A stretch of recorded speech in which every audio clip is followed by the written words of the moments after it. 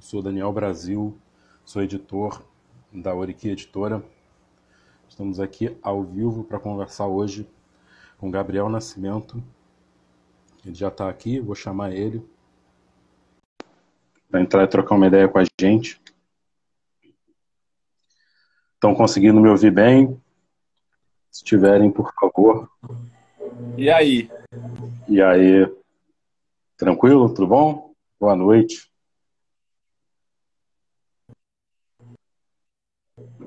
Botar um barulho de máquina atrás.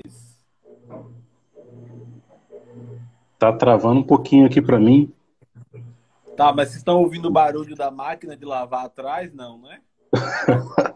Tá, Nayane? Não, acho que não. Alguém falou sim. Ah, porque me escuta, mas estão ouvindo o barulho da máquina de lavar? Não, e o importante era isso. É que eu tô ouvindo o barulho da máquina de lavar. Fiquei preocupado de você. Vocês estão papo preta. Claudina, Xênia, maravilhosas. E aí, Daniel?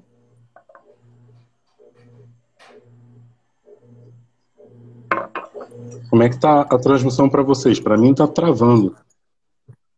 Tá travando a minha imagem? Não, Você não tá. isso. Não, o pessoal tá dizendo que não Você tá, tá então vamos travando. seguir. Pra mim não tá travando nem você nem eu. Eu e você estamos tranquilos. Maria Carolina. Então deve acertar daqui a pouquinho. Com Bom, certeza. vamos fazer as apresentações oficiais, né? E para a gente começar o papo. Primeiro, eu queria agradecer você ter aceito o convite para trocar essa ideia com a gente. Eu estava falando, eu sou Daniel Brasil, sou editor da Oriqui Editora, junto com Débora do Nascimento, né? Nós somos uma editora iniciante, né? Começamos Gente, na o metade do ano pessoal tá passado. falando. Daniel, só um momento. O pessoal tá falando que tá travando aqui. Mas tá Bom, se tá travando, a gente pode mudar. Eu posso Ah, voltar, tá. tá? Pra gente continuar a nossa live com a Oriqui Editora.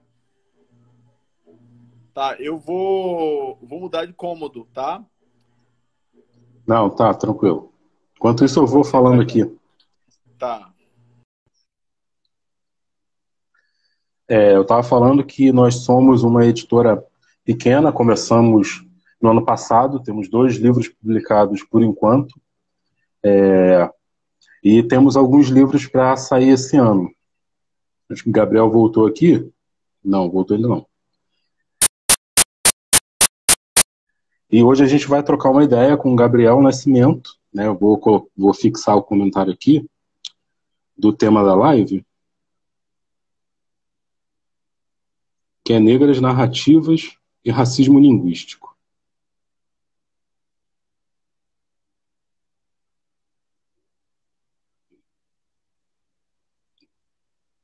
Pronto, então, enquanto o Gabriel não volta, eu vou apresentando formalmente, né? Gabriel Nascimento é professor do Instituto de Humanidades, Artes e Ciências Socígenes Costa, da Universidade Federal do Sul da Bahia. É mestre em Linguística Aplicada pela UNB e doutor em Letras pela USP. Também é autor do livro Racismo Linguístico, esse que está aqui. A gente vai falar um pouco sobre esse livro também. E também tem outros 2 livros publicados aí na área de ficção, né? Que é O Maníaco das 11h30, publicado pela Multifoco, e Este Fingimento e Outros Poemas. E aí a gente vai conversar um pouquinho com ele também sobre isso. Deixa eu ver se ele já voltou aqui. Tá aqui, eu vou chamar ele. E o nosso papo hoje vai ser Bom, eu um acho que pouco agora tá sobre... melhor, né? Boa noite, Acho que gente. melhorou. O pessoal vai dar o feedback aí. Diga aí, gente, se melhorou, se não Bom, eu melhorou. já te apresentei aqui, já passei o teu currículo, os seus títulos e suas publicações, né? Mas, como títulos e publicações não nos definem, então, por favor, você se apresente, né? Para quem ainda não te conhece. Boa. Especialmente para dizer que publicações definem a gente só no papel, a gente na realidade, é muito mais do que isso, né? Isso.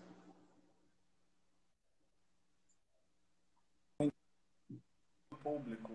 Nós fazemos essa entrega para o público. Bom, eu sou Gabriel, sou um jovem chegando já aos 30, então estou deixando de ser jovem daqui a pouco. E sou escritor desde os 11 anos de idade. Hoje sou professor da área de linguística. Escrevi 2 livros literários antes de chegar ao livro técnico.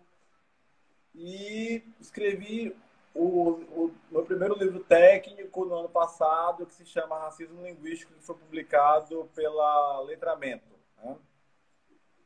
Acho que é isso, essa melhor definição até então do que eu posso dizer a meu respeito. Porque os títulos realmente servem para academia, servem para as coisas, mas quando a gente fala da realidade prática, nós somos mais coisas. Sou oriundo das cotas, sou filho do Bolsa Família, talvez sejam apresentações melhores, né, Daniel? Isso. A gente vai falar um pouco sobre o racismo linguístico, né, que é o seu livro talvez mais conhecido, com maior projeção. Caiu ali. Mas eu queria que você falasse um pouco. Queria que você falasse um pouco dos seus outros 2 livros, né? Você tem 2 livros que não são teóricos, né? Como é que é isso? Na verdade, né? Onde que a gente acha o livro? Fala um pouco sobre eles, né? Do que eles tratam, enfim. Então, foram os livros onde eu comecei a escrever livros, na verdade, né? O primeiro livro eu comecei com um romance, né? Então, assim, é bem inusitado, porque quase ninguém começa a escrever livro com um romance, né? Eu tinha escrito já 4 ou 5 romances, entre romances e peças, antes de publicar esse romance. Eu já tinha desistido de publicar, de continuar escrevendo, e aí eu resolvi acabar o romance, finalmente. Estava acabando o curso de letras e resolvi acabar o Maníaco das 11h30, que é um livro, na verdade, como eu sou de Ilhéus, de Itabuna, no sul da Bahia, mais de Ilhéus do que de Itabuna, porque eu sou nascido em Itabuna, mas sou de verdade de Ilhéus. Eu estava falando no livro, na verdade o livro eu sempre fui um pouco apaixonado por romance policial, mas o livro não é bem um romance policial. Eu desisti do gênero romance policial no livro e me dispus a escrever um livro onde existia um romance policial de um lado e do outro lado as nossas escritas negras, né? Do outro lado o tráfico de drogas, do outro lado a morte, do outro lado a violência racial e social.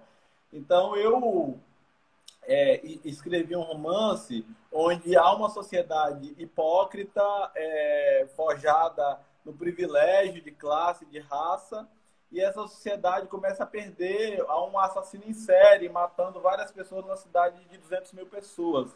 Só gente branca de classe média morre. E todo mundo fica bastante emocionado com isso, querendo investigar, ao passo que há uma enorme violência policial, uma enorme violência de tráfico. E aí, assim, meus personagens são quase todos, as personagens principais, personagens pretas. E há um delegado de polícia, um comandante, aliás, da polícia no sul da Bahia, que é preto, e ele desiste da carreira de polícia justamente porque ele entende que aquele caso daquele assassino não merece tanta atenção, porque é um caso, enfim, ligado a uma classe. Então, mostra um pouco da politização da polícia. O livro Este Fingimento e Outros Poemas, que eu até tenho por aqui, eu acho... Ah, desculpa, caiu aqui.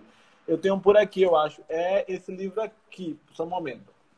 Aqui eu preparei. Eu tenho aqui um exemplar do Este Fingimento e Outros Poemas. É um livro que eu lancei pela Editora Garcia, de São Paulo. E é um livro que justamente propõe uma série poética sobre a minha infância e juventude, da minha infância e juventude. Hoje eu tenho uma poesia muito diferente dessa. E naquele momento eu estava em dúvida de se eu publicava ou não um livro com essa poesia, né? Se essa poesia desse momento. Então eu acabei misturando poemas, tanto de uma época que eu era mais jovem, quanto poemas de quando eu estava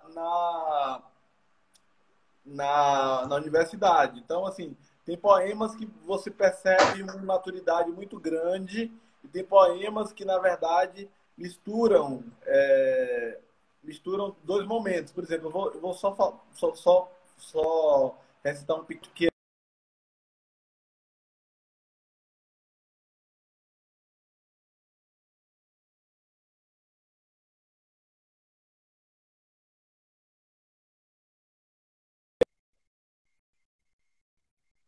alerta. Sua voz é algo irreal, é fantasma, brincadeira e silêncio fatal. E o país de todos, onde está que não se vê? Somos todos loucos que escrevemos para alguém ler. Vivem debaixo da marquise do mundo inteiro. São poetas, crianças e senhoras que acreditam no mundo melhor. Esse poema é um poema que eu escrevi nesse...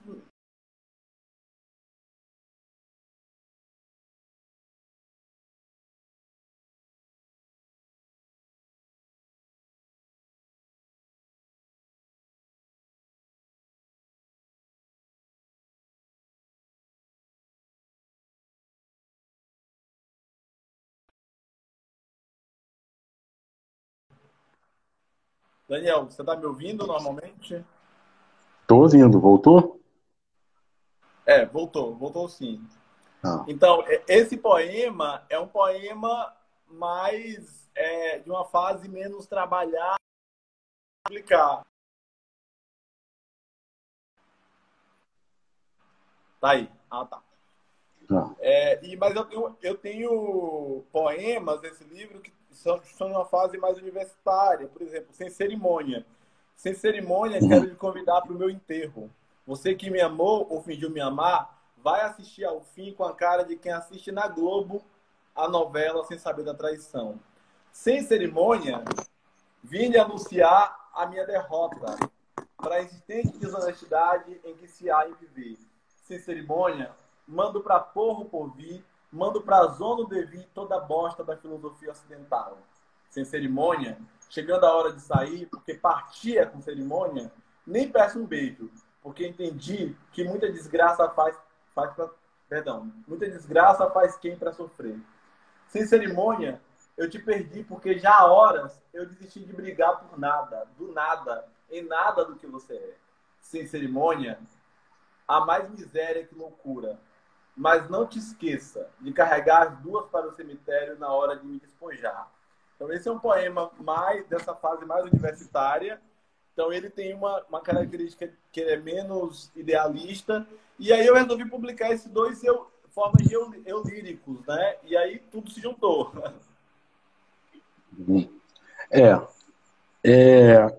Eu separei umas coisas aqui para a gente conversar, e aí, pensando nesse seu primeiro livro, né? A gente fez um roteirinho aqui, a falar do racismo linguístico agora, mas acho que eu vou antecipar uma pergunta que eu tinha para te fazer, porque eu vi um pouco disso nessa primeira história que você falou, do seu primeiro livro, romance, né, que você escreveu, que tem a ver com construção de personagem, né? A gente sabe que a língua é um instrumento de poder, né? E a língua é uma das formas, né, estruturais do racismo, né?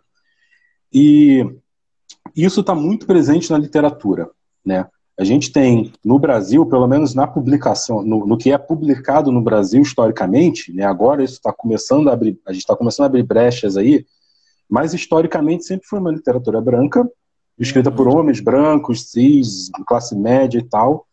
E a representação dos personagens negros ali, ela sempre foi muito problemática, né? Estereotipadas, enfim. Tem a pesquisa da Regina Dal Castanho, né? Que, enfim, no escopo da pesquisa dela, ela traz um pouco disso. E, se eu não me engano, são 6% de personagens negros que a pesquisa dela traz apenas. E aí, bandidos, marginais, lascivos, preguiçosos, enfim. E aí eu tenho percebido, é uma autocrítica aqui que eu vou fazer, da nossa escrita, é que muitas vezes a gente reproduz um pouco disso no que a gente escreve, né? Principalmente quando se trata de construção de personagem mesmo, assim. Às vezes também em narrativas, também na forma e tudo mais, mas principalmente na descrição das personagens. Porque quando a gente vê um livro escrito por um autor branco, né, os personagens brancos, eles são lá, eles são definidos pelo psicológico, aquela dualidade ocidental, né, entre razão e emoção, sempre tem essas coisas assim. E o personagem negro não tem isso, ele é descrito pelo corpo, é o negão forte e viril, a mulher com a bunda grande, curvas e seios fartos e tal. Quando nós escrevemos as nossas histórias são totalmente diferentes de tudo isso. Mas eu percebo um pouquinho ainda, nas nossas narrativas, um pouco dessa caracterização de personagens, né? E aí eu queria que você comentasse um pouco isso e não sei se é possível sugerir uma solução para isso, óbvio que não. Eu não estou generalizando aqui, né? Assim, a nossa escrita ela é foda, mas eu percebo um pouco disso ainda. Então, como é que a gente faz, né? Aí é uma pergunta provocativa. Como que a gente faz para construir personagens, né, negros sem colocar neles esses atributos que são físicos, né, e estereotipados e tal? Ótima pergunta, Daniel. Eu acho que nós temos uma gama já de escritoras e escritores negros e negras fazendo coisas bem distintas entre eles. Uhum. Entender o movimento que eles fazem, né? Quando a gente tem aqui na live, inclusive a professora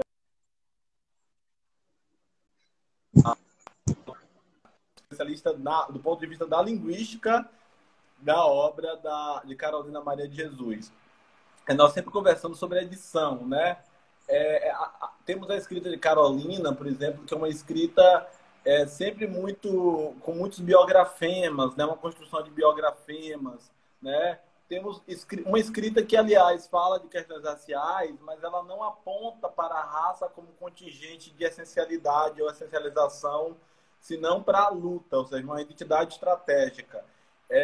Nós temos, mesmo entre os nossos escritores negros que não batiam no peito, não eram militantes, por exemplo, Machado de Assis, a gente tem um conjunto de personagens que são críticas da ideia de branquitude no século XIX e muito pouco em relação a Machado, em relação às pessoas negras, né? Eu acho que o que a gente precisa aprender como tarefa nesse momento é que as pessoas negras têm afetividades, né? São entrecortadas por afetividades, por mundos com problemáticas domésticas, das suas próprias problemáticas domésticas, porque a gente está falando de pessoas negras que muitas vezes têm problemáticas domésticas na casa dos outros, a gente não está falando disso.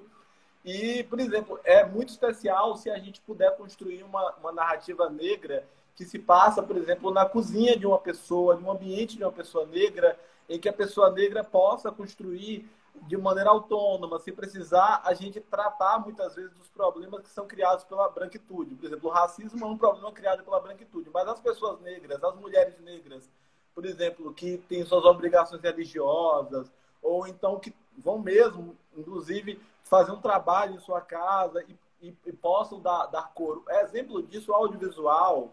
Há vários canais que têm trazido isso. Por exemplo, na Rédea Curta, que virou, na Frase de Manhã, que virou na Rédea Curta, tem um roteiro que é de Thiago Almasi, que traz bastante a figura de uma mãe, que é muito das nossas mães pretas também, que é uma mãe que quase nunca está falando de questões de brutalização e embrutecimento, mas quase sempre está denunciando as formas de justiçamento racial que ocorre no Brasil. Então, eu acredito que a nossa escrita, você tem toda a razão, a gente cai nisso, sim, porque, por exemplo, para denunciar o racismo no meu romance, O Maníaco das 11h30, eu criei uma personagem baseada no meu sobrinho, mas também coloquei um comandante de polícia negro, porque naquele momento eu entendia que a gente precisa também pensar como os negros e as negras estão, como é que eles podem ocupar espaços de reflexão crítica em espaços que a gente coloca eles na berlinda, muitas vezes, que é o caso da polícia. Então, assim, as escritas, elas precisam... É lógico que a gente que vê o racismo 24 horas por dia precisa de momentos de descanso e acho que a literatura é um lugar muito experimental para isso. Então, assim, experimentar mais, escritas negras é experimentar escritas onde as pessoas negras nem sempre têm que viver naquela narrativa engessada de 12 anos de escravidão, ou então nesses roteiros estadunidenses que tanto emocionam os brancos, né? Às vezes, o que a gente precisa é mostrar como um casal que, inclusive, pode ser identificado pelo autor como negro e negra. Estou agora escrevendo uma peça, então o casal pode ser identificado como negro e negra, mas ele não precisa estar invólucro naquele mundo de submissão, né? Essa linha de submissão que acontece é o que provoca, às vezes, contribui para que o racismo possa ser mantido, por exemplo, nesse mundo. E a pesquisa de Regina, eu lembro quando eu li sobre o informativo da pesquisa dela, eu lembro que eu pensei muito, né? Quando a gente olha, eu e você, Daniel, os autores que estão, enfim, estudados na academia, nas universidades, né? Os autores novos, contemporâneos, eles são a reflexão disso, Eles só podem construir identidades desidentificadas brancas porque eles são de maioria branca, né? Eles estão nesses lugares. Eu ia falar desse menino Ricardo Lízias, por exemplo, né? Ou então Caio Fernando Abreu, ou então esse menino, o Antônio, esqueci o nome dele agora. Ou seja, uma geração de brancas e brancos, Antônio Prata, obrigado.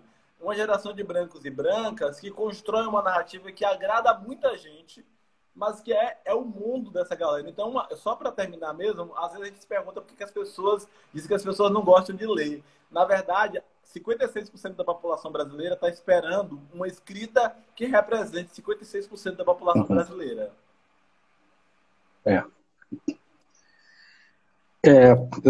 Eu queria que você falasse um pouquinho do seu livro, O Racismo Linguístico, né? A gente vai voltar um pouco nesse tema, tem umas questões aqui. Tem uma pergunta da Maíra Oliveira, né, que também é escritora, ótima escritora, roteirista. Ela diz que esse seu livro, né, ele parece o longa-metragem do Alberto Senna, sendo que no caso do filme é um vírus, né? Aí ela põe hashtag coronavírus. E ela pergunta, onde a gente acha esse seu romance? Eu não falei, né? É verdade. Ele tá no site da editora Multifoco. Multifoco. Multifoco. Eu publiquei, acho que é do Rio mesmo. Foi a primeira editora, sim. Editora Multifoco. Tá, eu vou falar do meu livro, e aí do racismo linguístico agora.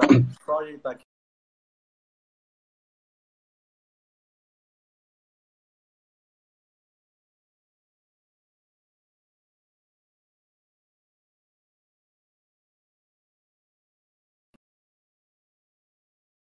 É o que está. Daniel, você está aqui.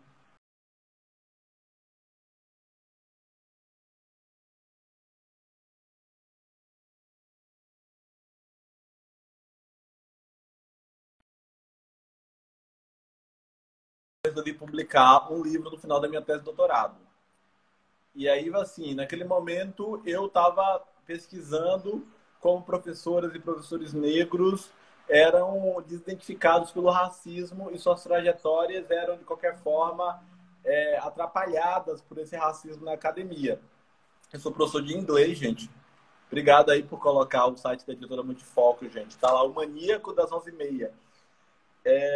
E aí eu resolvi escrever, tive críticas de pessoas, um livro pequeno, como a maioria dos escritores negros e negras, é uma dica muito interessante para pensar em primeiros livros para as editoras. Não publique aquela coisa hermética, grande, porque as editoras vão ter trabalho de aprovar seu material. Então, eu publiquei um material que é uma parte muito pequena, teórica, e eu resolvi teorizar, né, esse material sobre o que é racismo linguístico. E aí, assim, eu dividi em alguns tópicos. O primeiro tópico é a ideia de língua, né? Que a gente está falando aqui também quando a gente fala de literatura, né? Mostrar como a língua é um espaço de construção de uma amálgama de racialização. E essa racialização na língua, ela cria o sujeito negro. E às vezes eu conversava, deixa eu mandar um abraço para a galera que está entrando aqui para falar comigo, daqui a pouco eu mando. E esse primeiro capítulo, então, eu destaco como a língua constrói signos como negro preto, por exemplo. E aí eu lembro que eu estava debatendo no Facebook essa semana com um menino que falava assim, mas porque eu estou falando aqui nesse livro que negro preto são construções europeias e surgiram com o europeu, com o europeu que colonizou, que invadiu, que roubou, que matou em África. O menino falava assim, mas os egípcios tinham a palavra Kemet, na verdade o hieróglifo. E eles, vou chamar de hieróglifo aqui, mas tem outro nome entre eles, e isso significava a representação das coisas pretas, das pessoas pretas. E eu lembro que na discussão com ele eu falei uma coisa que eu já tinha colocado no livro. Bom, as línguas não são sistemas passíveis de tradução. Nós traduzimos porque nós tentamos realçar a necessidade da gente poder compreender o outro para que levar a compreensão do outro para aquele que não compreende aquela língua. Mas línguas são sistemas de poder, então não se pode pegar um item, um signo que o europeu criou chamado negro e achar que ele é convenientemente correspondente a Kemet. Né? Por que que não? Porque Kemet, primeiro, é um hieróglifo, que eu vou usar novamente essa palavra, mesmo sabendo que é uma palavra do colonizador, que representa coisas de cor negra, inclusive pessoas. Enquanto a palavra negro é uma palavra que vem com o sistema escravocrata e do colonizador para subsumir corpos negros no Ocidente e transformá-los em corpos de animalização. Né? Nós nunca aceitamos isso. E aí, por último, Dani, eu traço a linha sobre o nosso sistema político linguístico e como o negro é tratado por ele. Ou seja, as pessoas negras como vistas como aquelas que não detêm um padrão de fala, como não detêm uma língua, né? Então, esse, na verdade, é o resumo geral do que trata o livro. Então, eu faço a proposta de que nós temos que ter um conceito de racialização, racialidade, e, por último, faço uma crítica aos pós-modernos e termino com as políticas linguísticas. Como elas transformam o negro numa espécie de tutela da branquitude, da fala da branquitude. Tem uma passagem no seu livro, eu anotei aqui, que você fala que o epistemicídio o epistemicídio é linguístico quando desapropria o sujeito do seu próprio direito de produção de saber. Né? Acho que esqueci de anotar a página, mas enfim, está aqui.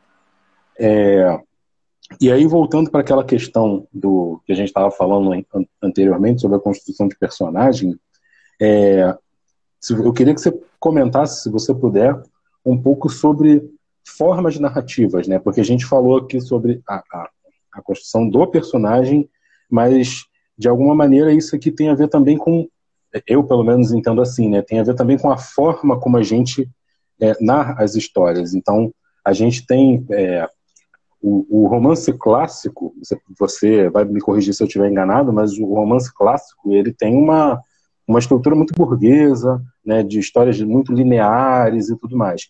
E as nossas histórias, elas não são assim, não tem nada de linearidade, não tem nada disso, né? E só que e eu tenho visto muito isso, assim, principalmente na escrita de autoras negras e autores negros não tão experientes, né? Então, assim, a gente está nesse processo de edição há alguns anos aí, e a gente tem visto muito isso, assim. As pessoas, as nossas histórias sendo escritas pelos nossos, mas ainda num padrão formal, né? Formal no sentido de forma literária, ainda muito embranquecido, né? Muito linear, muito, né? Não, e dificilmente a gente, porque assim, uma história branca, o sujeito está lá tomando seu café da manhã, aí ele acorda e ele pensa na vida e ele, enfim, a nossa vida ela é atravessada o tempo todo, o tempo inteiro, ela tem inúmeros atravessamentos e, e aí eu estou falando da escrita contemporânea mesmo, né? E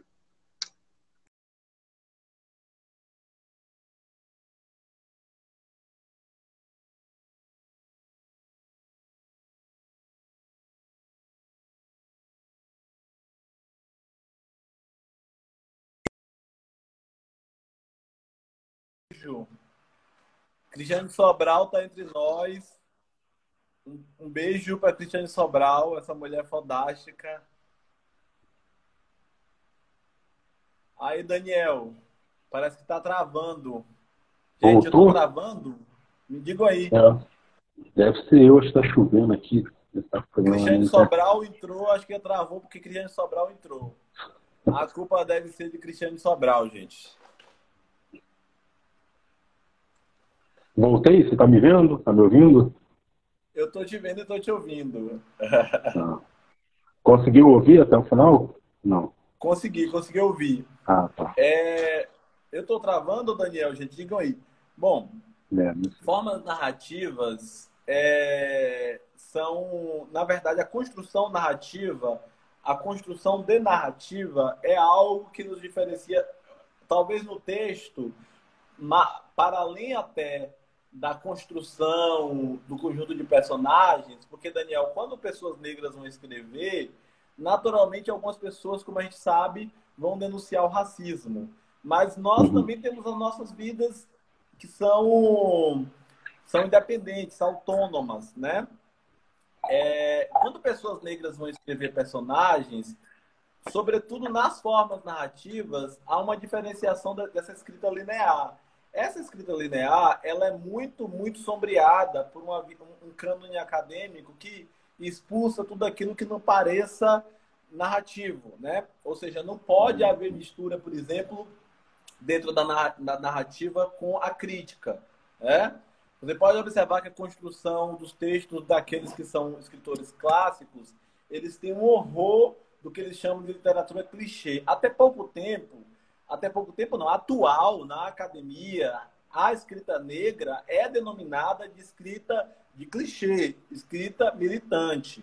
Porque há uma visão aristotélica da literatura, sobretudo uma visão aristotélica que tenta cimentar o que é história, o que é literatura, de que a literatura ela precisa sempre ter uma postura cheia de técnica e que não necessariamente ela deva realizar uma análise do real. Ela sempre precisa significar uma representação absurda desse real. E aí os nossos teóricos brancos mais tradicionais, né, até o próprio Antônio Cândido, eles sempre tiveram uma visão brancocêntrica para isso, e Antônio Cândido talvez tenha sido o que mais fluiu, mas ainda assim teve uma visão brancocêntrica.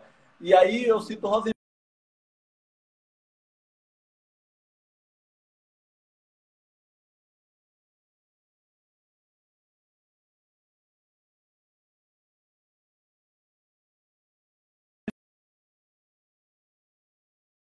sobretudo que é a literatura, pelo que eles acham ser forma narrativa padrão desse cânone. Então, assim, sempre é algo que nos impede de publicar. Por quê? Porque nós, normalmente, vamos... E aí, assim, quem...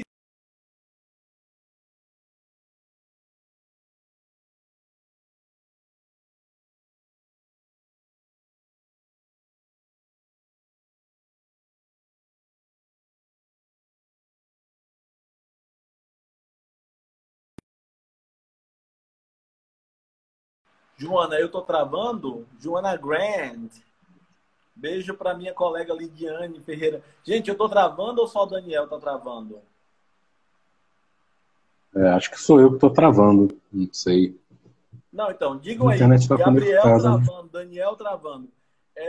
Então, nossa escrita, ela às vezes vem com relato, às vezes vem com a crítica, às vezes vem uma poesia dentro da escrita, que é uma coisa que é um pouco tornada abominável pelo cânone. A possibilidade da escrita ter uma mistura entre uma narrativa, um verso e uma prosa, né? Então, essa mistura, alguns escritores brancos foram aclamados fazendo isso, né? Eu falei de Caio Fernando Abreu, muita gente acha maravilhoso o que ele faz e não coloca em xeque, sendo que quando a gente fala, as pessoas colocam em xeque. Eu tô travando, gente, fala em Gabriel tá travando. Os dois estão ok. Então, a gente precisa analisar como essa literatura elege o que é narrativo. E aí a gente tem que levar em conta algumas coisas, que eu acho, na minha opinião. temos que levar em conta que nossa narrativa é mais epistemicamente diversificada, né? Porque não é que cabe tudo dentro dela, mas ela sabe fazer uma constituição dos elementos que nos traduzem, né? A Maria Carolina, acho que disse aqui em cima que nossa escrita é relato pessoal, mas também é uma escrita criteriosa, né? Quando a gente elege o mundo à nossa volta para falar sobre ele, e aí, ou Carolina Maria de Jesus, o Conceição Evaristo, ou Daniel, o Brasil, o Gabriel, nós elencamos fatos de uma realidade objetiva que está ao nosso redor. Então, a gente não, como o branco não é questionado quando ele fala a partir do Leblon, numa dada casta branca no Leblon, nós também não temos que ser questionados quando a gente vai da coesão social de onde a gente está, né? Então é exatamente essa noção de construção de narrativa que o cânone não tem. Por quê? Porque ele nos violenta e nos obriga supostamente a perder, a sair dos espaços onde nós estamos para que a gente prove que a gente sabe escrever, né? Então acho que é exatamente essa a diferença do que a gente escreve para a branquitude. E aí eu queria, assim, quando a gente estuda lá na escola, lembra quando a gente estuda lá na escola as tipologias textuais, aqui tem professora Verônica, inclusive, quando a gente estuda tipologia textual lá na escola, a gente não estuda como a tipologia textual funciona. Nós estudamos como se a gente tivesse textos separados, né? Por exemplo, a gente tivesse um texto onde só reinasse aquela tipologia.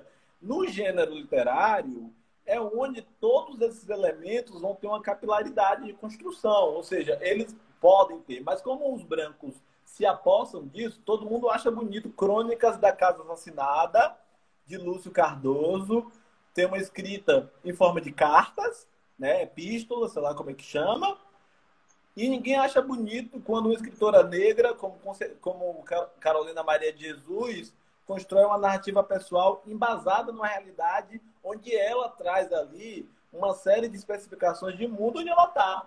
Então a gente precisa levar em conta que o cânone elege Lúcio, que tem realmente uma escrita boa, mas não elege Conceição. Então essa diferença às vezes, Dani, não está nem na narrativa.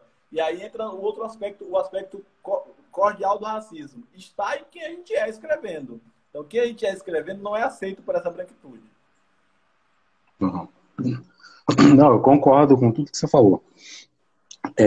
E aí eu vou te fazer uma outra provocaçãozinha, que é o seguinte, como que a gente lida com isso, né?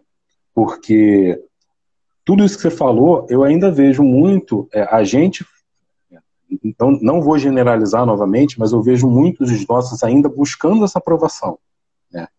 E aí, tentando se enquadrar nessa estrutura de tudo isso que você falou, e mais do que isso, às vezes negando, de alguma maneira, mesmo que muito sutil, até alguns elementos e algumas opções estéticas mesmo, às vezes, das nossas escritas. E aí eu vou te dar um exemplo para ver se você consegue entender melhor o que eu estou falando, que é o seguinte. Tem um conto de Conceição Evaristo, né, que está no Olhos d'Água, que ele chama A Gente Combinamos de Não Morrer.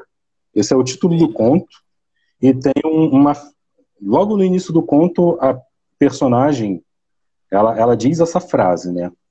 E aí eu vejo muito assim, as pessoas reproduzindo essa frase, e na hora de reproduzir a frase, elas vão lá ou corrigem a frase, né, para aquilo que se considera gramaticalmente correto, então colocam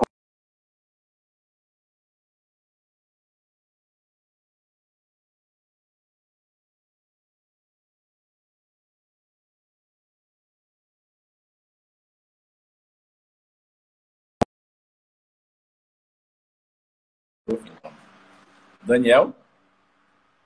Voltou? Eu voltei, você voltou, todo mundo voltou. Ah, tá. Sim. E aí as pessoas ou corrigem a frase, né, ou elas suprimem o agente e põem só nós combinamos de não morrer. Eu tenho visto isso muito propagado por aí. Sendo que isso foi uma opção, né?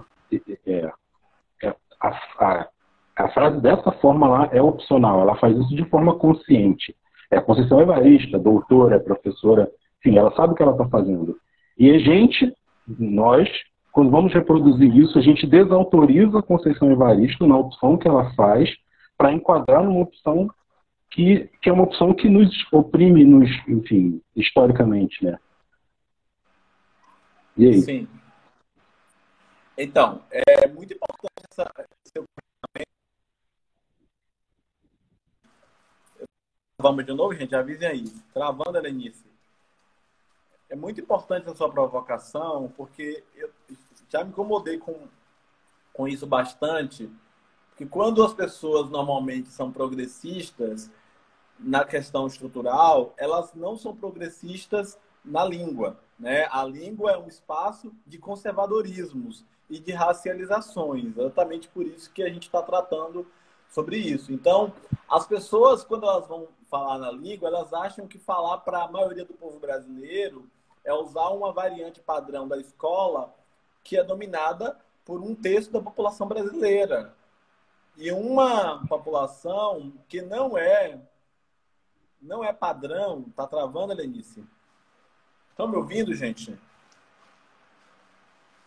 Gente? Eu estou ouvindo. Tá, tem gente que tá travando, mas um percentual alto não tá travando. Tudo aconteceu depois que o Cristiane Sobral passou por aqui. Sim. Então, uma variante padrão da escola que não representa os 56% de negros e negras que compõem a população brasileira.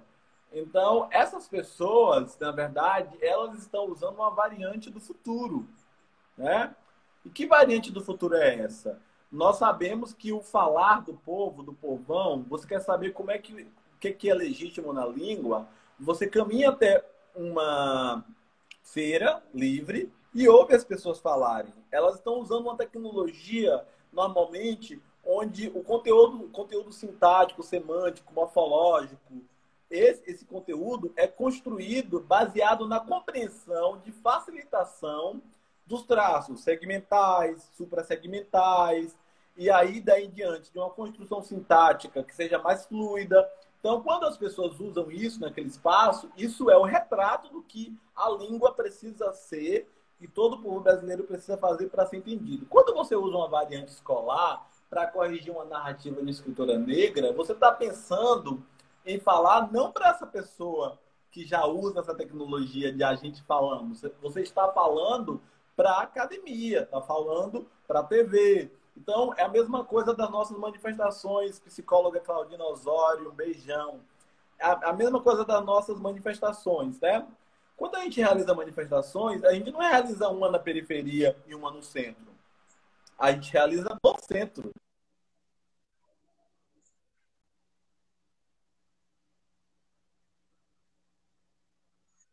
Como a manifestação pode ser um espaço formativo.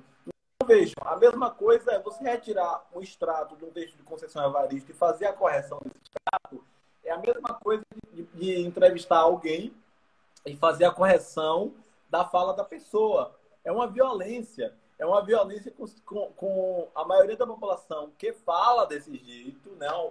Aí eu não colocaria a maioria, mas colocaria o percentual da população que fala desse jeito, que é um percentual entendido no Brasil. Então, assim, agora há pouco falava em conferência com minhas irmãs e meus irmãos, e minha sobrinha, que é escolarizada, que acabou o ensino médio, estou considerando ela como escolarizada, né? A minha sobrinha falou: ô tio, a gente falamos, e naquele momento nós estávamos falando, veja, estou falando, nós estávamos falando, e ela falou: a gente falamos. Naquele momento a gente entendeu, né? A gente entendeu perfeitamente o que estava rolando. Então, quando você tira as coisas do contexto e você reescreve segundo o padrão, você fala para aquilo que a pesquisadora Miyako Inoue chama de white listening subject. O que é o white listening subject? É o sujeito branco ouvinte ideal. O que é o sujeito branco ouvinte falante ideal? É um mosquito que ronda todas as pessoas, brancas ou negras, que estão sempre tentando afeiçoar a sua língua para parecer com a língua do colonizador. Não falou isso melhor do que a gente, melhor do que todo mundo, no livro Pele Negra, Máscaras Brancas, né? Onde ele começa a falar do negro e a linguagem. Então você tira aquilo ali da literatura. E, aliás, só um adendo, está falando de escrita não linear, gente, não existe nada de linear da escrita de Fanon. Aliás, é uma escrita importante porque ela não é linear. É uma escrita que vai de encontro a tudo que a gente está chamando de padrão branco nesse momento, para trazer, isso sim, as nossas formas de padrão. Então, Daniel, eu não só me incomodo com isso, como eu vejo gente super progressista, alinhada, até afrocentrada, reproduzindo, às vezes, correções, né? E pessoas cujo incômodo elas não conseguem explicar. Então, gente, a partir de agora, vamos fazer um exame de consciência na língua. Quando você se incomodar com algum uso linguístico, observe, bote para observar se esse uso linguístico não é o uso linguístico de uma passagem significável da sociedade brasileira, que é uma parcela que significa aquilo ali através de tecnologia. Eu não vou perder um longo tempo aqui explicando por que é correta a forma dessa galera falar, porque não é só uma questão de motivos sociológicos. Eu queria dizer isso rapidamente. Nós podemos provar, por A mais B, que todos os usos populares têm lógicas.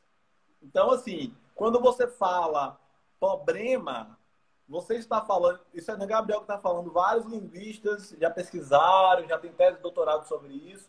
Você está anulando, quando você fala problema, um dos encontros consonantais de pares dicotômicos, que é o L e o R, que são pares dicotômicos. Então, o que é pares dicotômicos? A gente chama de pares de primos, né? O que é isso? São dois sons que são opostos quando você constrói o som na boca. Então, você...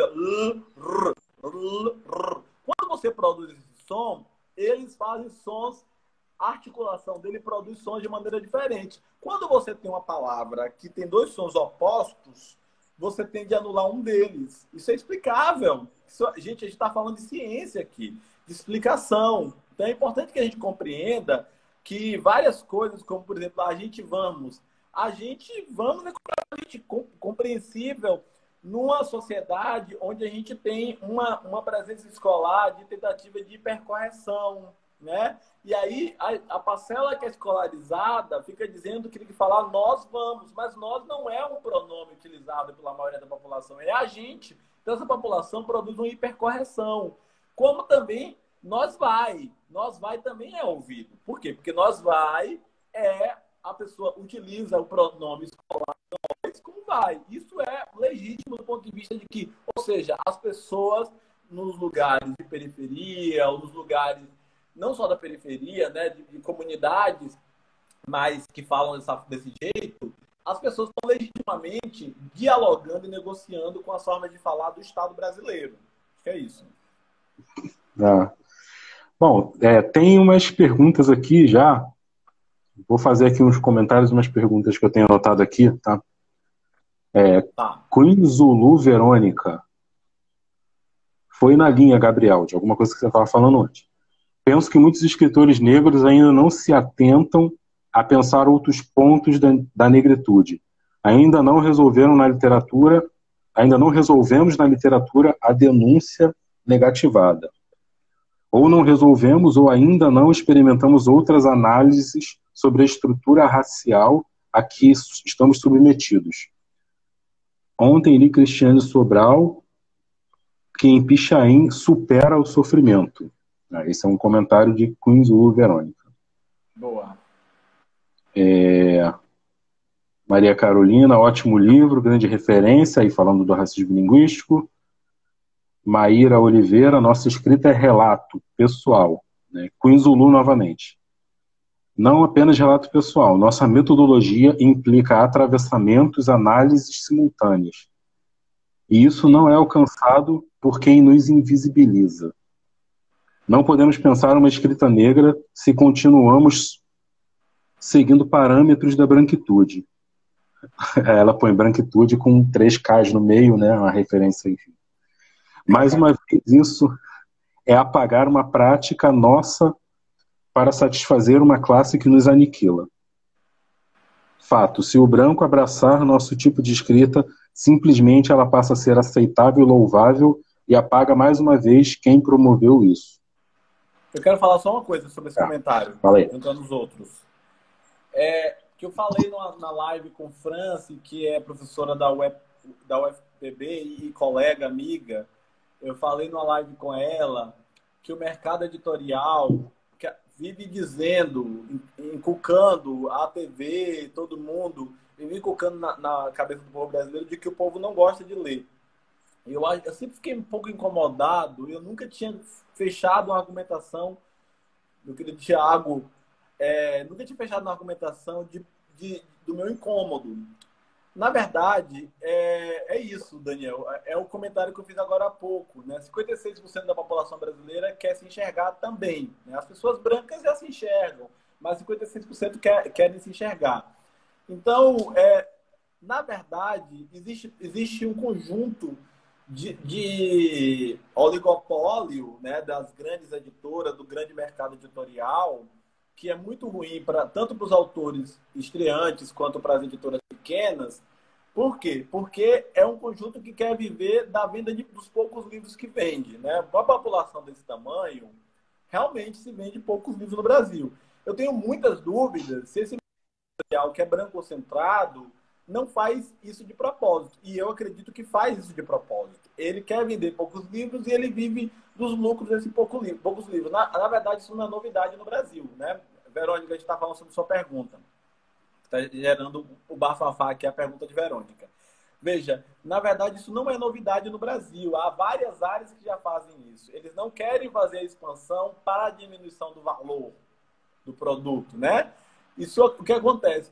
Eles querem continuar mantendo uma baixa quantidade de produção para não ter o risco que vocês, os pequenos editores, os editores estreantes, sobretudo, fazem. Vocês correm risco. A gente sabe, por exemplo, que não é rentável o serviço de distribuição de livros no Brasil, não é rentável para as pequenas editoras vender numa grande livraria. Normalmente são livrarias que têm deixado rombos gigantescos no pacote das pequenas editoras. E aí eu queria falar no tocante do que a gente está falando aqui.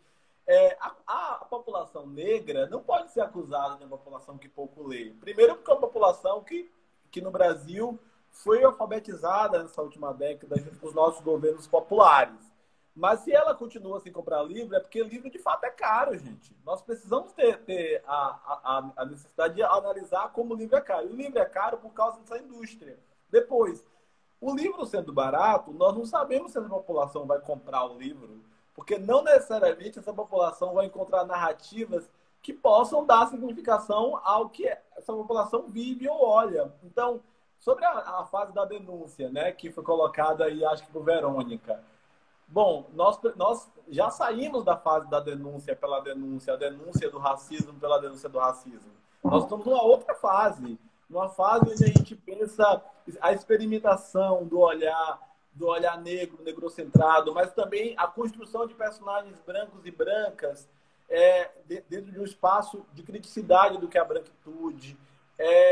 A gente tem, portanto, vários olhares diversificados. E aí eu concordo com a Verônica de que epistemicamente, metodologicamente, nós somos diversos. Nós não estamos preocupados em escrever uma narrativa única como o Antônio Prata, né? Como o Ricardo Lísias, que tem uma escrita super diferenciada do ponto de vista do padrão canônico, de escrita, de formação de narrativa, mas que tem uma escrita que ainda é constituída por um olhar de poder escrever um trabalho biográfico, onde utiliza, às vezes, uma réplica de um documento público.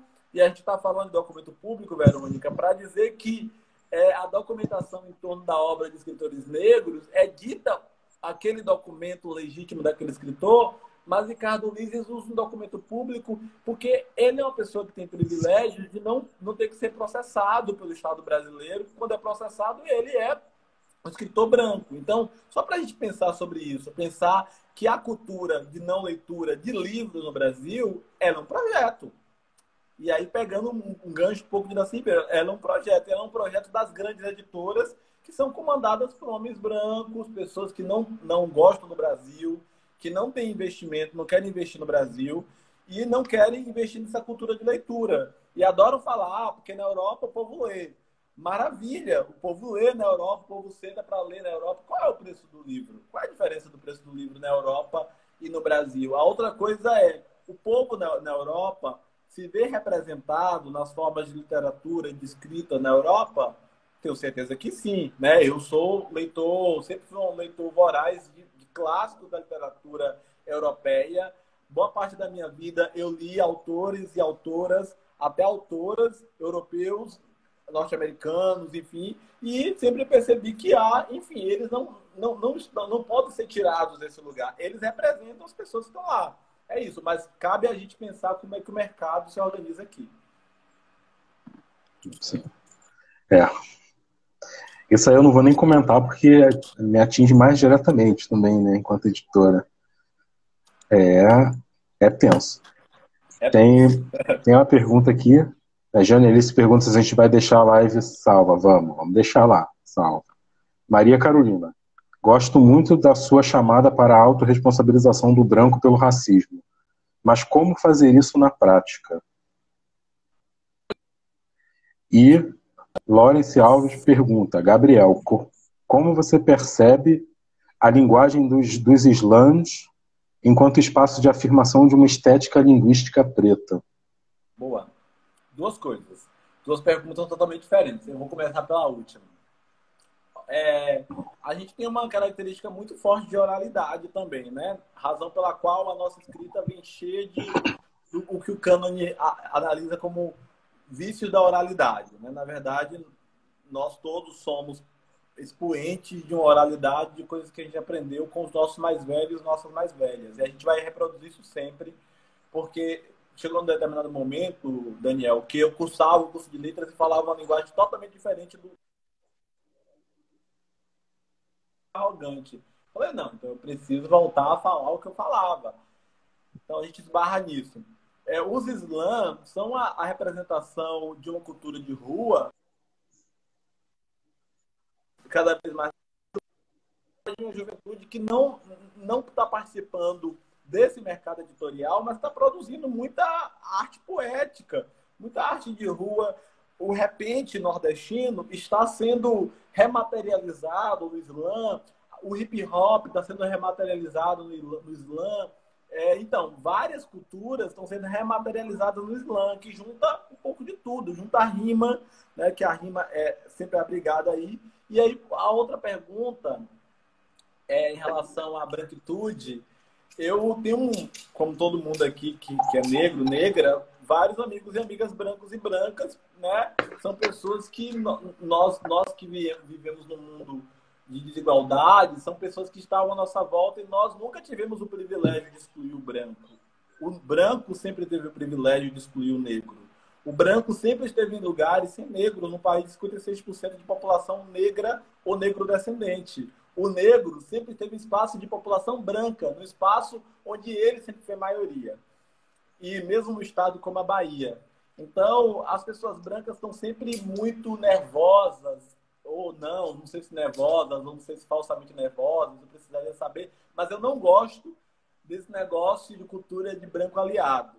A branquitude, como disse a pesquisadora branca norte-americana Linda Alcoff, que foi uma autora que eu li muito durante o doutorado, a branquitude ela é uma construção também da modernidade, assim como a negritude. E a branquitude, ela já foi uma branquitude, várias branquitudes autorracializáveis na Europa média, por exemplo, né? Como é o caso dos burgos e a racialização dos burgos pelos reis feudais. A racialização moderna do negro, do corpo negro no mundo, um beijo para minha querida amiga Cília Mello, essa racialização do negro da modernidade, ela é uma racialização que vem do Atlântico Negro. E esse Atlântico Negro produz uma outra forma de branco. Esse branco não é o mesmo branco da Idade Média. Já é um branco que ele próprio guarda nele a estrutura de dominação do poder. Então, como é que esse branco produz diferença? Aí eu estou usando as palavras de Linda Alcoff. Como é que ele produz diferença? Ele produz diferença quando ele questiona diuturnamente seus privilégios. E não é para mim, não é para me agradar. é quando ele produz entre eles. Quando uma pessoa está num lugar de sua família ou de amigos, com amigos só brancos, com pessoas só brancas, ela deve questionar e debater aquilo naquele espaço coletivo de branquitude. E aí, assim, ela não merece biscoito, ela não merece nada, porque ela está fazendo algo que é necessário se ela se quer antirracista. Nem vou falar aliada. E aí nós temos, Daniel, várias pesquisadores para serem lidos, né? A professora Cida Bento, né? Com o Pacto Narcísico da Branquitude em sua tese no Instituto de Psicologia da USP. A gente tem Alberto Guerreiro Ramos, um baiano retado de Santa Maria da Purificação, que falou sobre branquitude, dizendo sobre os brancos nordestinos.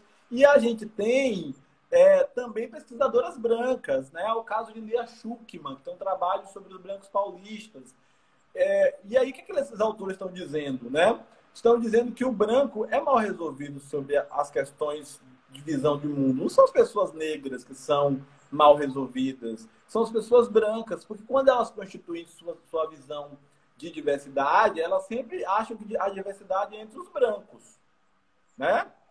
Então, a gente não tem que ficar aqui debatendo como é que o branco faz na prática sem perguntar para uma pessoa branca. Ano passado, retrasado, teve um aluno branco que me procurou dizendo que ele achava que eu não orientaria um trabalho dele, que ele queria fazer, porque ele era branco. Eu falei, pelo contrário, você quer falar de branquitude? Porque eu não acho que você tem que falar de negritude. Por que eu não acho, gente? Porque muita gente branca já falou de negritude, né? Lina Schwartz, por exemplo, é um bom exemplo, de João José Reis, né? Quanta gente branca falou de negritude? Muita gente branca, séria, que a gente considera séria, não sei o que lá, bababá. Mas por que o branco não pode falar de branquitude? A branquitude precisa ser racializada para que a gente entenda o que é a branquitude e quais são os limites óbvios. Então, para concluir, eu acho que o branco ele precisa racializar sua branquitude, fazer aquilo que no inglês a gente está chamando de marking the marked, que é marcar o não marcado. Marcar o não marcado é o que o branco tem que fazer a todo momento. Então, nesse momento agora, o branco está marcando o corpo dele que é não marcado, ou ele está optando por manter o corpo dele como universalizante? Porque ele é uma identidade particular também, mas ele universaliza o corpo dele como humano, enquanto apresenta o outro como exótico. Então, essa é a discussão que está sendo feita aqui. Ele racializa o próprio corpo dele, então ele está agindo corretamente. E fora desse arquétipo de ecologicamente responsável, correto, não. A gente está falando de espaço de politização do próprio corpo. Acho que é isso.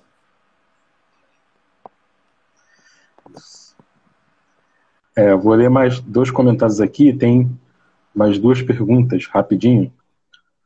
Lawrence diz que a gente gosta de ler sim, mas queremos nos ler. O processo de identificação com poemas e romances, deve ser poemas e romances, é mágico, libertador. Quando a gente experiencia isso, não retorna à escrita branca. E Queen Zulu Verônica diz, nunca, estruturalmente, como leremos com o valor do livro... como leremos com o valor do livro no Brasil tão caro? Ainda mais quando o mercado branco vê que a gente vende. E aí tem uma pergunta aqui, da Lawrence também. Gabriel, você poderia comentar um pouco sobre o termo oralitura? Esse termo poderia ser um conceito que dá conta de abrigar nossa produção preta? Boa. Esse é o termo de Leda Martins, né? Gente, eu não sou estudioso de literatura, mas eu conheço as coisas baseadas em outros pesquisadores e pesquisadoras. Eu sou da linguística e o livro Racismo Linguístico, agradeço a oportunidade, é um livro que faz análises linguísticas e teóricas sobre a língua. Mas o termo oralitura, se eu não me engano, é de Leda Martins, entre outra pesquisadora preta muito potente aqui, Francis Silva. Falei de você agora há pouco, Francis. E eu acho, pelo que eu conheço do termo, oralitura, é um termo que fala bastante da nossa relação de escrita com oralidade, né? E é isso que Daniel falou desde o início, né? Nós temos que valorizar epistemicamente as formas que nós aprendemos, como nós aprendemos a ler o mundo. Então, não adianta a gente achar que é um vício de linguagem. Coisas que são bem interessantes, né? A gente falava agora há pouco, Franci, a gente não aprendemos, a gente combinamos como é que é? A gente combinamos de não morrer. A gente falava agora há pouco, eu e Daniel, disso, e a gente falava da correção desse a gente combinamos por nós combinamos, né? E eu falava de uma série de coisas ligadas à construção teórica dos motivos pelos quais as pessoas optam talvez não, ou se integram às convenções de falar dessa forma. Sintáticos, semânticos, morfológicos, etc, etc.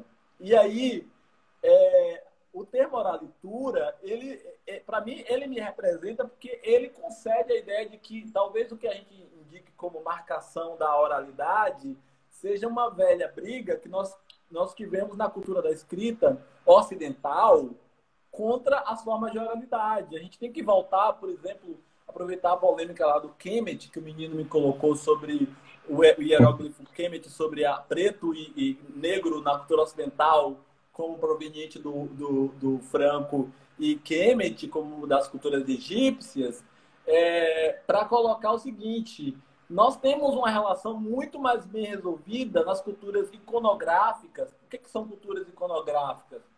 São culturas que utilizaram um sistema de iconografia, de representação de algo, de uma espécie de símbolo da realidade, que não necessariamente fosse parecido. Por exemplo, você vai falar do leão, você faz um símbolo para representar o leão, não necessariamente o leão é desenhado ali, mas você faz um símbolo. Um exemplo disso são os ícones que a gente usa no celular, que são cabecinhas, com olhinho, boca, né?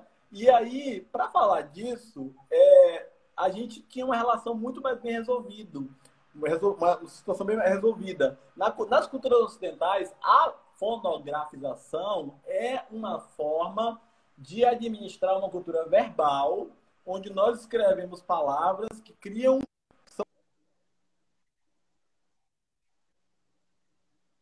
sobre as coisas. Então, quando a gente fala negro, negra, preto, preta, nós criamos nomeações de significação do que seja aquilo, baseado numa cultura de realidade objetiva. Tem uma pesquisadora feminista, não sei se é feminista, que fala sobre feminilidade africana, que eu nunca lembro o nome dela, o povo sempre me ajuda nas lives. Orenke ou Louis, sei lá, eu acho que... Eu nunca lembro o nome dela, me desculpem. Que ela fala banto de dizer homem e mulher. E ela...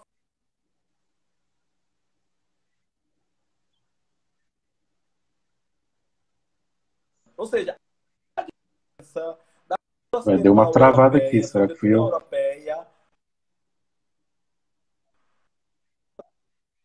Me ajudem.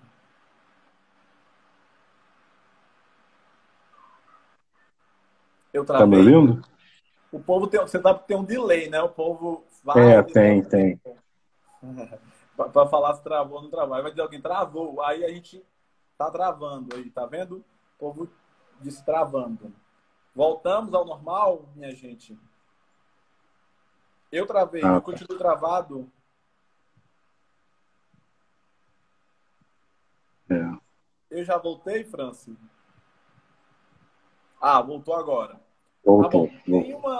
Tem uma diferença de culturas que diziam, classificavam as coisas, categorizavam as coisas como a gente faz com as línguas, sem necessariamente passar para esses nomes vinculações de poder, de agenciamento de poder. Então, quando a gente fala de oralitura, gente, a gente fala de marcadores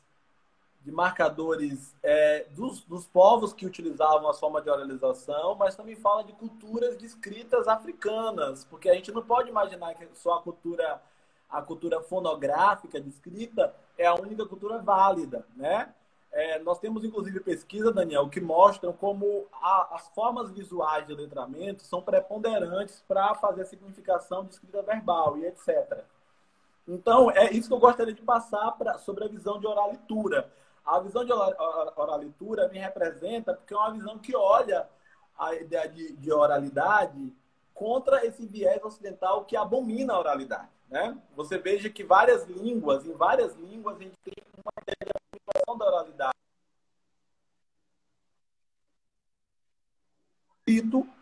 Sendo que ele supostamente é a imagem da verdade, mas esse registro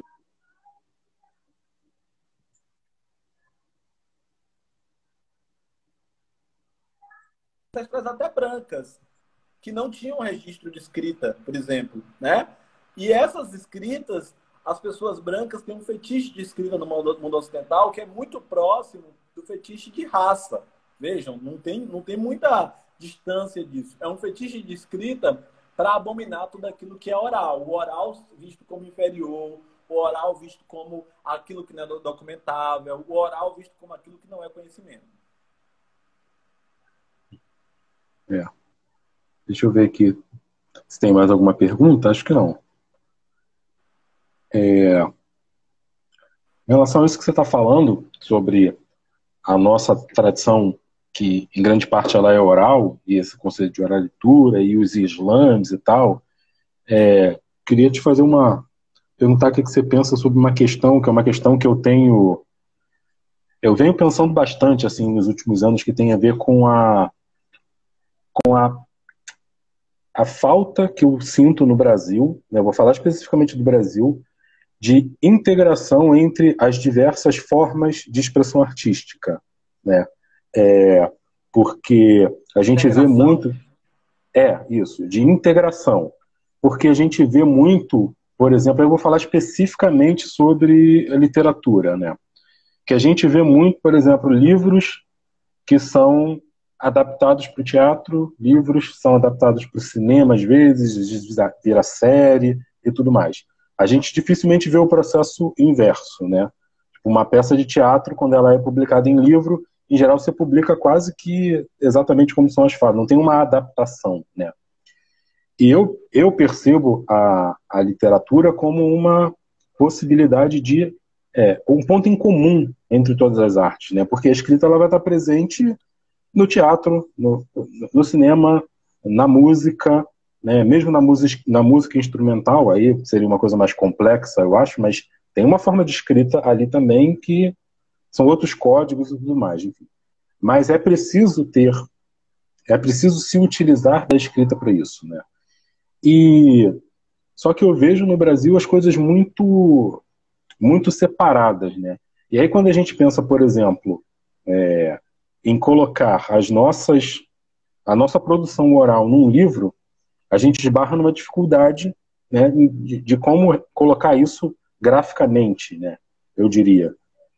E no meu entender isso tem a ver com o fato de que a gente não pensa a arte de maneira integrada, né? Então, tipo, é como se a escrita é desse jeito, a escrita tem esse formato padrão aqui, o teatro tem esse formato aqui, o cinema tem esse formato aqui. E as coisas precisam se encaixar dentro desse formato. Eu acho que, enfim, eu penso que é possível fazer uma integração maior, mas eu não sei não sei se você conseguiu entender e se tem a ver um pouco. Sim, óbvio. Eu acho que tem um pouco a ver com as formas como nós somos letrados e letradas, né? A gente é letrado para ler esse texto linear, né? Nós temos uma enorme dificuldade de sermos letrados, a escola letrar a gente para a gente ler diferentes textos. Você veja que em quase 14 anos de escolarização básica, raramente nós estudamos as variedades de gêneros textuais. Eles estão colocados, cooptados para uma só série, ou para algumas séries definidas, ou lá na revisão do ensino médio. Raramente, isso por causa da nossa matriz Enem.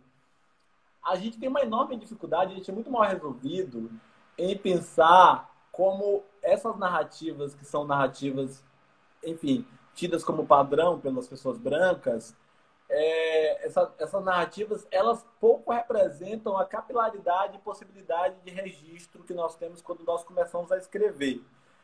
Um livro que eu escrevi recentemente, que eu estou esperando ser publicado, se chama Araguaias. E esse livro eu resolvi fazer uma escrita em forma de bilhetes, né? Um dos contos em forma de bilhetes. E eu tive enorme dificuldade, Daniel, de entender se aquilo fazia sentido escrever um bilhete, se o leitor... Então, a nossa visão de escrita, ela está pensando num produto direto para todos os leitores, o que é uma grande mentira, em primeiro lugar. Né? Em primeiro lugar, é uma grande mentira. É uma grande mentira que vocês escrevem para todos os leitores. Essa é uma coisa que a Rede Globo e o pensamento mais banal sobre leitura tem ensinado a vocês. Por quê? Porque nós sempre escrevemos para leitores específicos. A mesma coisa que eu falei lá no início da live. Se as pessoas brancas, se Antônio Prata, se Ricardo Lízias, se, enfim, os nossos escritores contemporâneos estão escrevendo textos para uma suposta classe média, eles não estão escrevendo para todos. Então, eu também não tenho que escrever para todos, Daniel. A gente tem que parar de escrever para achar que a gente está escrevendo para todos, né? Mas, nesse momento, me interessa escrever para 56% da população brasileira, embora meu livro seja acadêmico, racismo linguístico, mas eu estou colocando aqui no meu falar. Então, as formas que a gente ensina na escola, eu como professor, sempre verifiquei isso, são formas ainda que ensinam a ler um tipo de texto. Padrões de escrita e leitura, por exemplo, de começo, meio e fim. Padrões de registro ortográfico, padrões de parágrafo, padrões de período, instituições de quando começa o narrador e quando termina o narrador, instituições de quais personagens, de troca de turno, né? Alguém está falando do livro de Ana Lu Silva Souza, Letramento de Resistência. Ana Lu é uma grande amiga e, inclusive, tem um livro importante para pensar Islã também. Então, essas coisas são padrões de leitura que nós aprendemos e estão muito dados, estão de forma dada. Vamos imaginar que agora nós dois, que alguém escreva, tente levar do Islã, como o Daniel colocou no incômodo dele, para um romance. É possível? É possível. Mas ali no livro, em vários momentos, ele vai ter que incorporar traços de uma peça. Por que traço de uma peça? Porque na escrita de uma... E estou falando de gênero peça, enquanto conhecemos o mundo eurocêntrico, para pensar que no Islã não se mata o corpo, não se anula o corpo. O corpo precisa estar presente na forma de arte, certo? Então, se você vai levar aquilo para o texto, você não vai ficar imaginando que o leitor vai imaginar como é uma corporeidade dentro do Islã. Você precisa levar aquela representação de alguma forma. Você precisa levar gravura, se necessário. Se o seu texto exige gravura, você precisa levar gravura, se necessário. Né? Então, a escrita visual ela não pode ser morta do texto. Então, a gente precisa... França está colocando aqui, penso na questão do leitor ideal e do leitor real. A gente falou aqui, França, longamente, inclusive, sobre essa dicotomia criada pelo mercado editorial, que publica para pouca gente. A gente tem que pensar como o mercado editorial, o alto mercado editorial, tem fabricado uma leitura particular, né? Uma leitura particular. Nós estamos falando aqui de uma leitura pensando o povo que supostamente não lê. Um exemplo de que o povo lê, gente, são as redes sociais. Pelo amor de Deus, a gente não vai fazer um debate. Eu fui para um encontro de escritores, Daniel, na universidade aqui perto, e tinha uma professora que tinha acabado de lançar um romance e tal, e eram dois romancistas, eu e ela. E eu lembro da fala dela que me incomodou muito, a professora aposentada de literatura, e ela falando que o povo não lê mais, que o povo não lê. Aí na minha fala eu falei, professora, não sei porquê, eu não acho que o povo não lê. O povo não lê livro, professora. Porque a realidade de publicar livro no Brasil é cruel para todos nós. Então, a gente precisa pensar, a internet, Jamile, Jamara, Edileuza, Rosana, falando dos irmãos, alguns irmãos, eles estão na internet, eles estão lendo textos, eles comentam textos que eu posto. Né? Ela é branca, obviamente, obrigado por lembrar. E é importante lembrar, Francisco, que a gente está falando de marcar ou não marcado aqui. As pessoas estão lendo. Então, pense aí, Daniel, quantas formas de literatura nós perdemos, quantas pessoas leitoras nós perdemos e quantas escritas. Eu sou um homem escritor em minha família de mulheres escritoras, de mulheres que também escrevem, que escreveram durante toda a vida e que me falaram de suas escritas. E várias das vezes que eu escrevi histórias que eu ouvi, não que elas escreveram, mas histórias que eu ouvi na família, que eu levei para o texto e que eu avisei, vou escrever, achei interessante, vou transformar isso em um conto. Então, nós precisamos entender que as pessoas não leem porque não há condições materiais de leitura. E isso é importante, porque o estudante, normalmente, ele vai se ver nesse problema. Então, eu entendo perfeitamente o que você está falando. Nós temos a dificuldade de entender formas não lineares por causa do nosso letramento, dos letramentos que nós temos na escola, né? E aí, hoje tá na fama falar de letramentos de leitura multimodal, de escrita multimodal. Tem gente muito abestalhada falando de escrita multimodal só na internet. Gente, as comunidades negrocentradas ou indígenas sempre praticaram escritas multimodais, né? As escritas multimodais, quando você marca a terra e você produz um marcador na terra para alguém perceber que ali passou alguma coisa, isso é uma escrita multimodal. E eu não estou louco. Eu não estou louco. Aquilo ali é a representação de uma forma de escrita que, quando o europeu diz assim, a escrita surgiu há 7.000 anos e era pinturas rupestres. Essa é uma forma de escrita que continua predominando e ela só não é uma escrita fonográfica no modelo que a gente tem.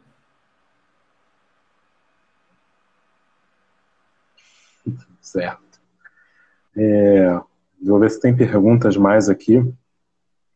Alguém colocou uma pergunta aqui em cima, mas... No meio do seu comentário, eu pensei numa coisa para falar, mas você foi falando, minha cabeça foi viajando tanto que eu esqueci. Tem aqui Queen Zulu, Verônica. Verônica, né? Tá. Resgatemos o movimento cultural hip hop com essa integração, de forma política e inclusive. Poucos ainda enxergaram o profundo desse letramento. Isso. Uma boa indicação de leitura é Ana Lúcia Souza. Maria Carolina. Tem o livro Racismo Linguístico, é muito bom. Lawrence, a Constituição Branca do Universalismo. Uma coisa que a gente estava falando antes. Tem outra aqui, Loure. O livro da Ana Lúcia Silva Souza, Letramento de Resistência, essa que você falou. Pergunta, cadê? Não tem mais pergunta. Eu queria te perguntar, assim, do que você está lendo. E aí, teórico, você falou algumas coisas, né? Mas, principalmente, o que você está lendo de ficção, né? Assim, boa pergunta. Quando me fazem essa pergunta, eu normalmente não indico nomes, né? Eu indico editoras. Porque a gente vai lá nas editoras pequenas e independentes e no catálogo delas e na divulgação que elas fazem, a gente conhece os autores. Mas eu queria que você falasse 2 autores, né? Se possível. Eu vou falar primeiro de Eliana Alves Cruz, que eu estou lendo, né? Estou lendo a Eliana Alves Cruz muito por indicação de França, que está aqui. E teórico, nesse momento atual, eu estou relendo, na verdade, o trabalho de Aimé Césaire. Estou relendo o discurso sobre a negritude, de Aimé Césaire, e um livro de Fanon. E aí eu tenho uma leitura ainda que é muito masculinizada, eu tenho que pensar em como tornar mesmo masculinizado do ponto de vista dos homens e mulheres negros e negras. Eu estou lendo rumo à Revolução Africana, né? Towards the African Revolution, que é um livro bem interessante e não linear de novo, né? Então esse é um livro que eu estou lendo. E eu li dia desses, mais recentemente, uma parte do As Prisões São Obsoletas, né? De Angela Davis. Esse livro eu li mais recentemente, né? Mas eu não li, gente, Giovanni Martins ainda. Eu ganhei de Luciana, que estava aqui, ou tá. Obrigado, França. Eu estou lendo o crime do Caso Valongo mesmo. Eu vou falar um mistério. Porque, na verdade, eu vou voltar a escrever policial esse ano, né? Esse ano eu vou voltar a escrever um romance policial.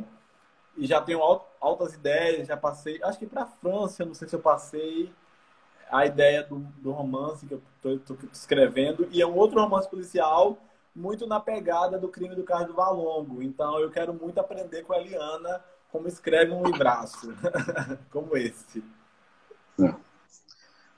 Tem a pergunta da Débora aqui, Débora do Nascimento, que é editora também comigo da Uriqui. Acho que isso aqui é mais uma enfim.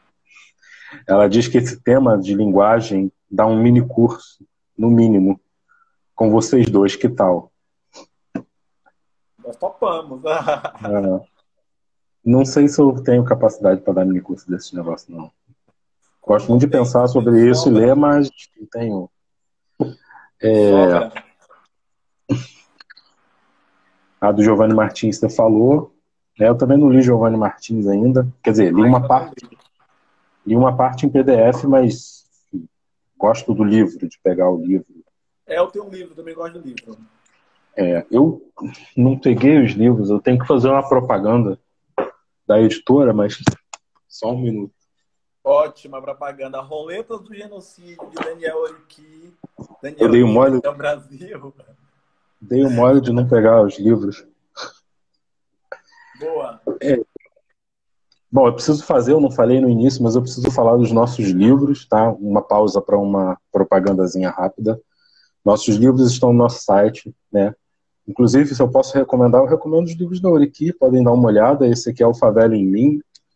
É um livro que foi escrito pelo... Na verdade, é uma série de ilustrações feitas pelo Carl Luiz, né? Que é um artista da Baixada Fluminense, aqui do Rio de Janeiro. Ele fez uma série com 31 desenhos retratando a realidade do lugar que ele vive, né?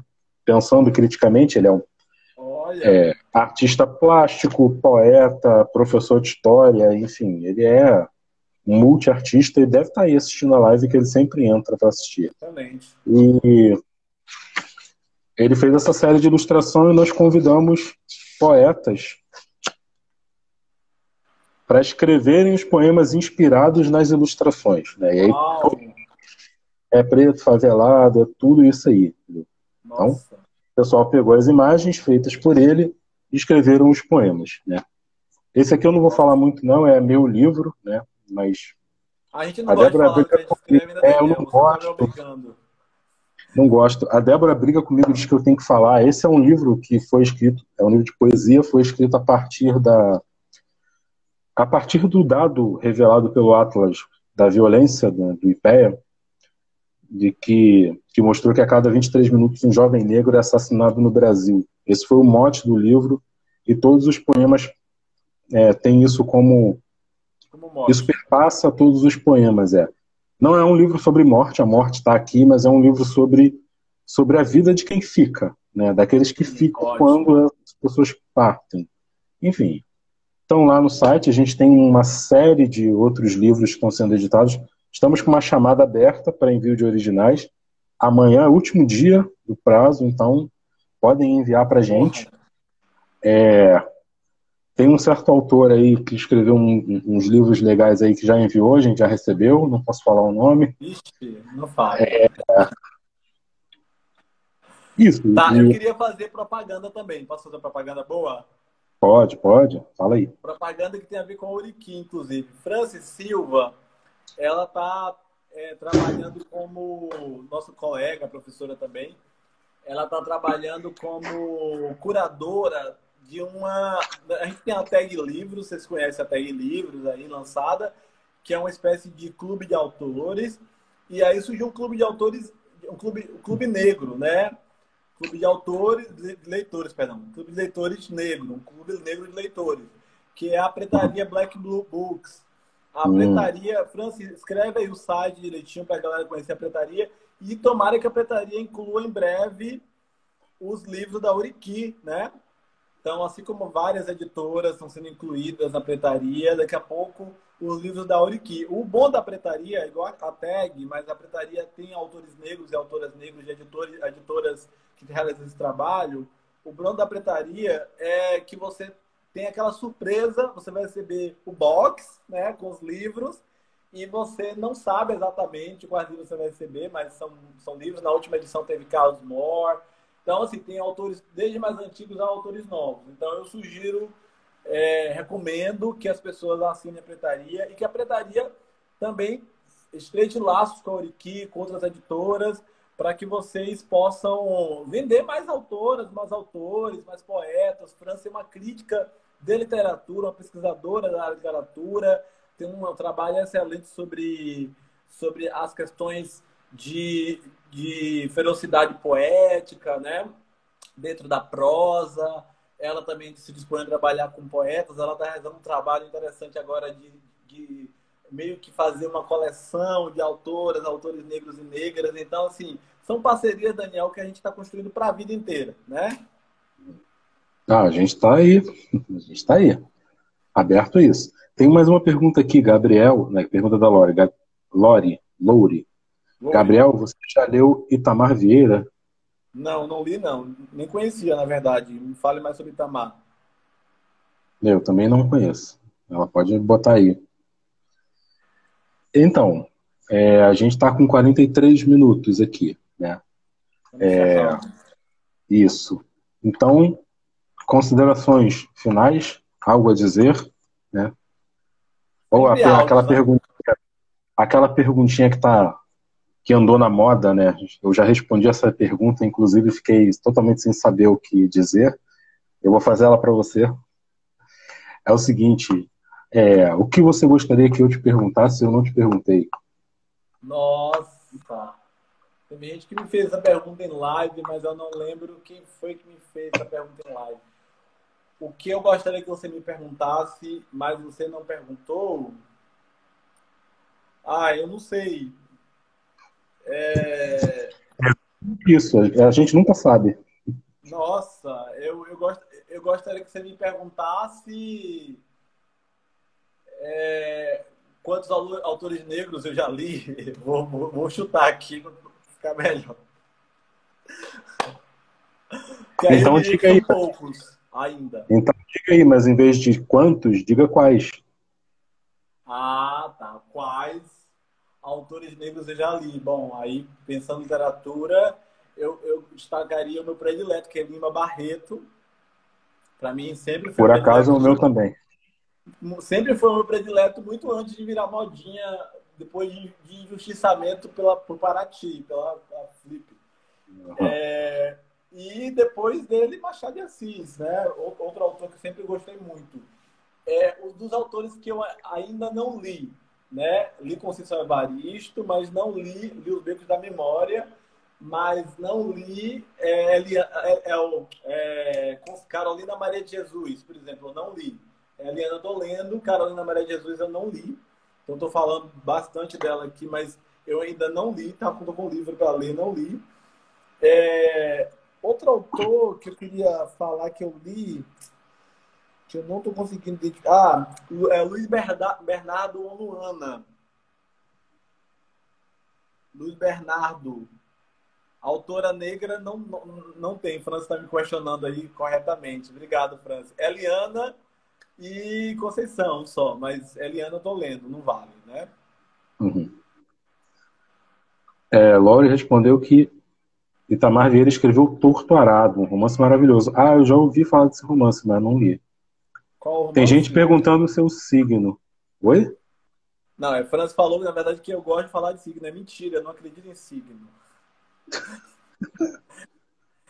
É foda porque você é de peixes e as pessoas não respeitam que você não gosta, não acredita em signo, entendeu?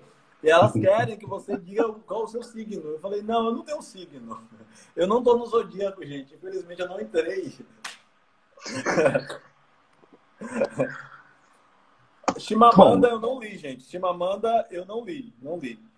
Luiz Bernardo Onuana é moçambicano, muito bem, França. É um dos poucos escritores. Tem um conto belíssimo chamado As Mãos dos Pretos, que eu sempre cito, que eu acho belíssimo. Um conto que eu sempre choro toda vez que eu leio. Mas realmente, França, tenho que pensar sobre muitos autores homens que eu só leio. Então, tem que pensar em autoras negras, mulheres, né? Mas eu deixo falar de uma autora que eu li e é literatura sim, e eu não falei aqui, desculpa, eu não falei aqui, que é a Jamaica Kincaid, tá? Que eu acho que é mulher. Gente, eu não olhei a foto. Eu sei que é uma pessoa preta, a pessoa da língua inglesa, mas eu não sei se é mulher ou homem, mas depois que acabar a live, eu vou lá no Google olhar se é mulher ou homem. Tá bom? bom, The Biblio, me passe, por favor, The Biblio. Vou te seguir para você me passar é, essa lista aí, tá? Deb Biblio é a Débora do Nascimento, que é a editora que Ah, trabalha comigo Débora. na Uriki. É. Débora, eu vou te mandar a mensagem para você me mandar, tá? Ah, ela tem uma biblioteca só de autoras negras. Pronto, vou ler todas. É. Prometo ler. Tá vendo? O homem negro sendo Alguém. desmascarado na live é a melhor coisa, gente. É. É que a gente não precisa fingir um progressismo, um falso progressismo que a Ah, gente não tem. Gente, nós somos pessoas com limitações de construção de mundo e nós precisamos ter humildade para reconhecer. É isso que a gente pede das pessoas brancas. Para reconhecer e racializar no caso delas, no meu caso, marcar esse não marcado. Quando o Francis fala, e as autoras? Bom, das que você me indicou, Francis, eu já estou lendo. Fique sabendo que eu estou lendo autoras. Romário Almeida, um cheiro no cangote. Então é isso, a gente precisa pensar sobre isso, mas a gente precisa partir do pressuposto de que é um falso progressismo, ou de gênero, ou de raça, que não leva a lugar nenhum, né? Então aceito as indicações. Estou lendo a Liana Alves Cruz. Quero que vocês leiam a Liana Alves Cruz também, certo? Lívia Natália, tem gente falando Lívia Natália, nossa poetisa, nossa poeta baiana. E França aqui me denunciando, minha amiga negra, pesquisadora de literatura, meu Deus, sendo denunciada aqui nessa live. então, Gabriel, cara, foi um prazer falar com você. Muito obrigado por ter aceitado, por ter compartilhado aí tantos pensamentos. Me desculpe pelo início da live aí, as travadas todas aqui com problema de internet, mas eu achei ótimo. Vou admitir, não terminei o seu livro ainda, mas já avancei bastante e já se tornou para mim uma referência. Tem muita. Ele indica também muitas referências, né? Esse é um tema que eu tenho estudado bastante e certamente vai me ajudar muito. E espero que esse primeiro contato tenha sido só um primeiro contato mesmo de, enfim, de futuras possíveis parcerias e trocas e enfim. Eu agradeço demais, Daniel Auriqui, ter me trazido a esse espaço. É sempre interessante que a cada live a gente não fala a mesma coisa, né? Legal que eu participei de lives mais acadêmicas, no sentido de linguística, e hoje eu participei de uma live que me tirou do meu lugar e me ajudou a falar de coisas que eu gostaria de falar também, né, gente? Então, eu agradeço demais a Auriqui, esse trabalho da Auriqui, da Algum Estoque, do coletivo, inclusive, que levou a editora Alguns, da editora Segundo Selo, da editora Malê, da Nadiala, de outras editoras no país que estão realizando um trabalho de formiguinha. Sem vocês, nós não seríamos nada, né? Aliás, também quero agradecer à editora Letramento, né, pelo cuidado de ter revisado, de ter analisado o meu trabalho naquele momento, de estar levando também mais autoras negras e negros da área técnica para letramento. Mas, Franci, você está em todas e eu agradeço a Auriqui e quero ler, Daniel, Roletas do Genocídio, porque é um tema também que nesse livro que eu escrevi agora, de poesia, é um tema onde meu eu lírico sempre se balança, a construção dele é muito forte para esse tema, porque nós que temos pessoas que estão na linha da morte, nós sabemos como nós estamos sempre tombados, né, nesse sistema de significação racial, de divisão racial do trabalho.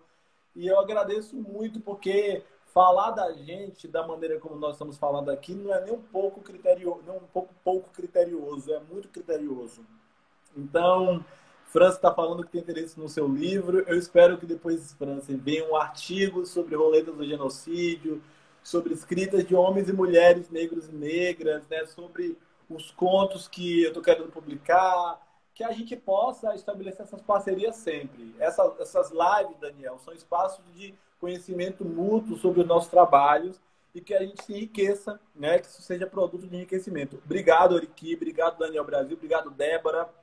Eu tenho acompanhado as lives de vocês e a última live sobre a originais eu fiquei pensando, meu Deus, eu envio ou não envio o original, porque pensando, mas você veja que foi uma live tão interessante, porque uma live, raramente editoras fazem esse trabalho, né?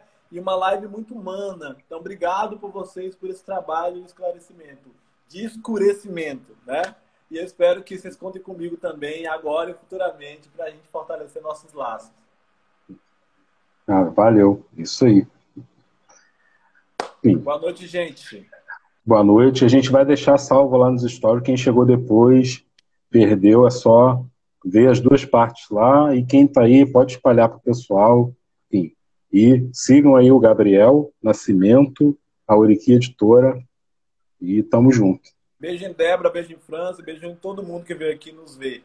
Cheiro. Tchau, Daniel. Um abraço, irmão. Tamo junto aí. Fique tranquilo, fique bem. Saúde.